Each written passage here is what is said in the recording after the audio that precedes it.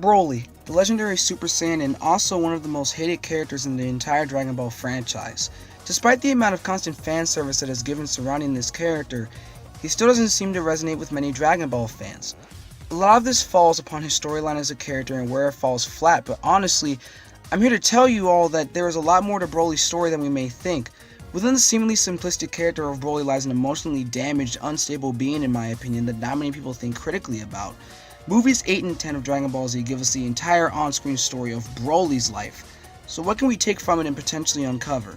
My name is Kale from Rakurai Network, and this week is Berserker week, where I'll be examining and giving opinionated analysis on Broly today and Kale later on, and finally comparing the two at the end of it all. Are these two the same character? Is Broly really just mad about Goku crying? These questions and more will be answered today and throughout the week. So let's get into it, guys.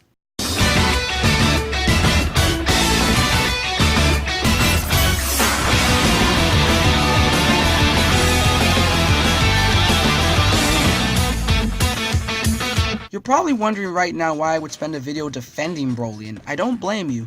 See, if we're following the commonplace storyline of Broly, I like legendary Super Saiyan Broly for the exact same reason I love the Hulk.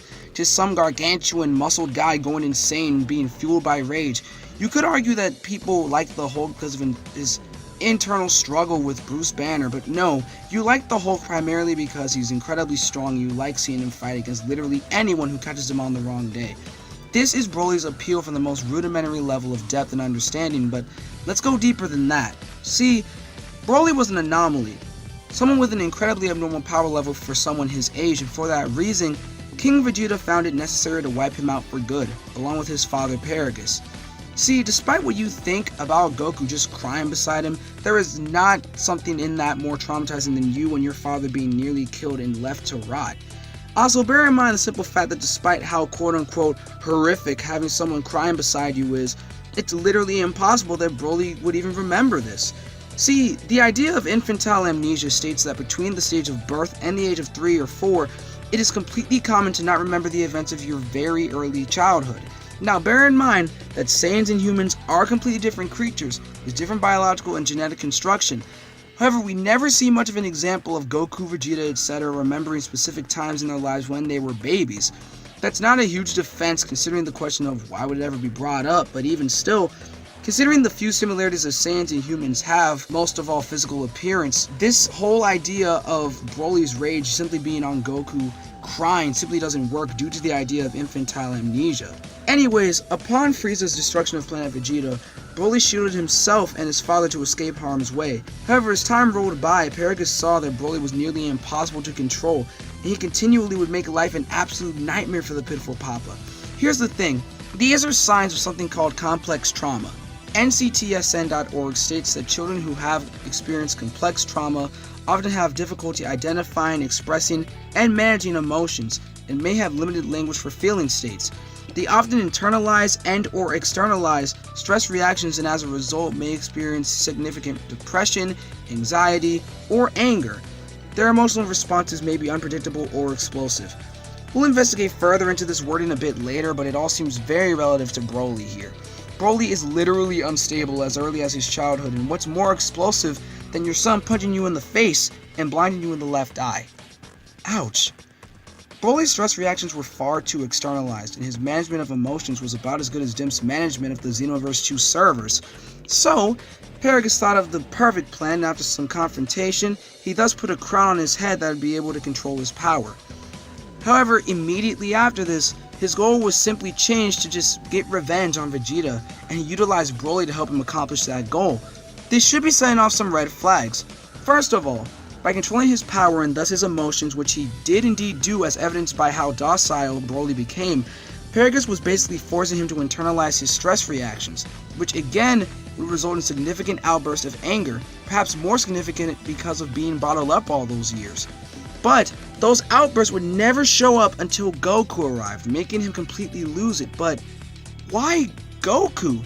See, Paragus manipulated Broly for years to be on his side, not thinking Broly had feelings of his own towards King Vegeta, but rather because he's his father and that Broly ought to do what he says. Broly had been stabbed as a baby. On top of that, his planet was destroyed. However, Broly was made docile, never to think about anything anymore. simply to obey what his father said. However, as said before, this would eventually make his outburst even more extreme. Goku in that moment, I feel, was simply in the wrong place at the wrong time, if I may.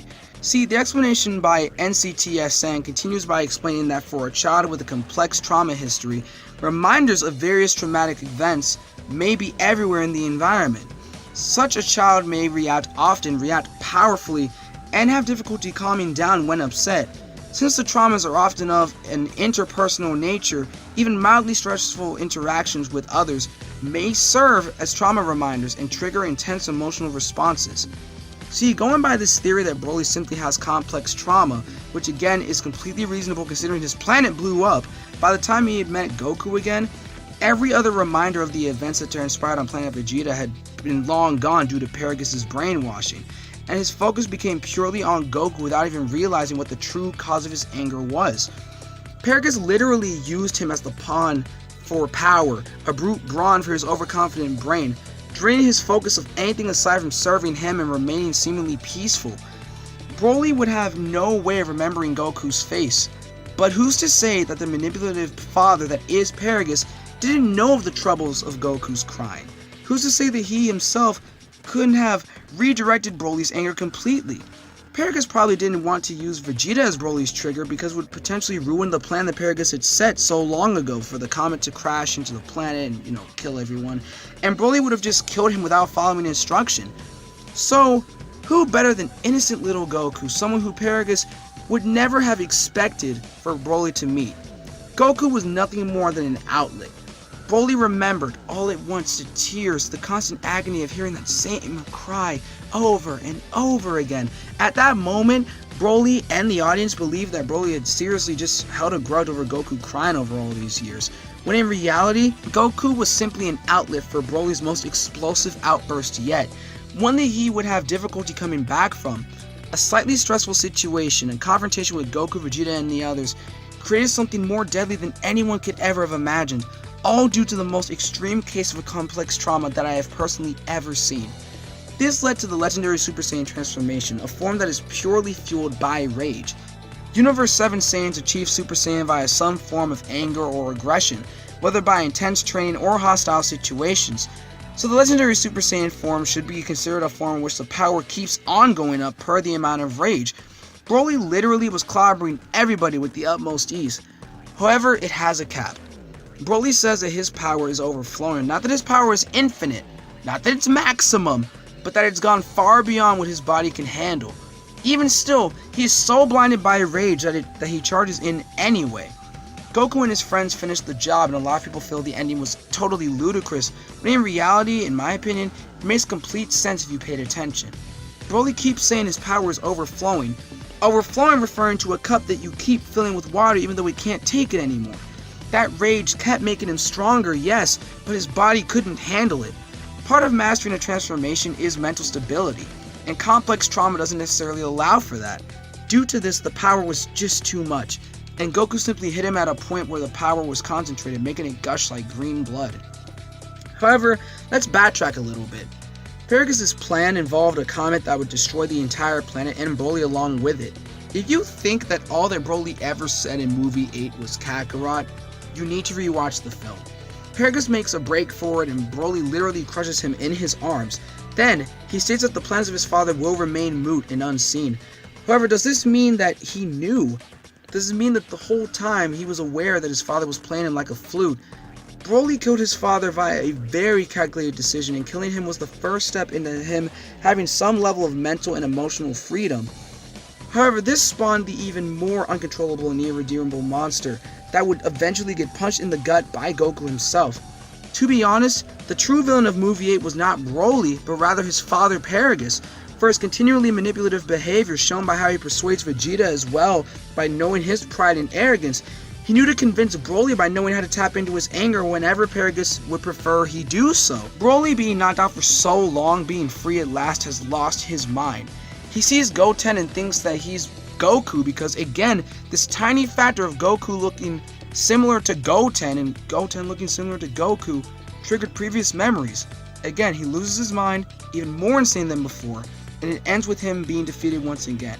Remember that this is all just my opinion on the character. Even if we were to go back to the idea of the Hulk comparison, I'd still like Broly. So before you comment saying this is just a stupid headcanon, sure it is.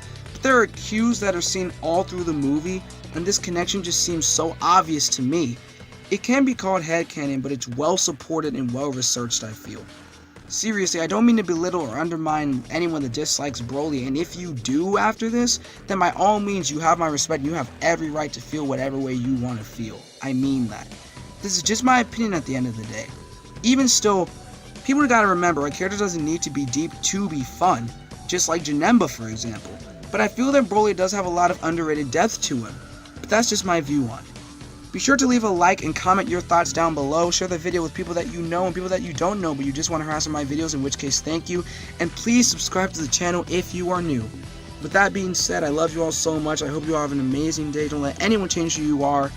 And God bless. Peace out, guys. Yes! Yes! My first one!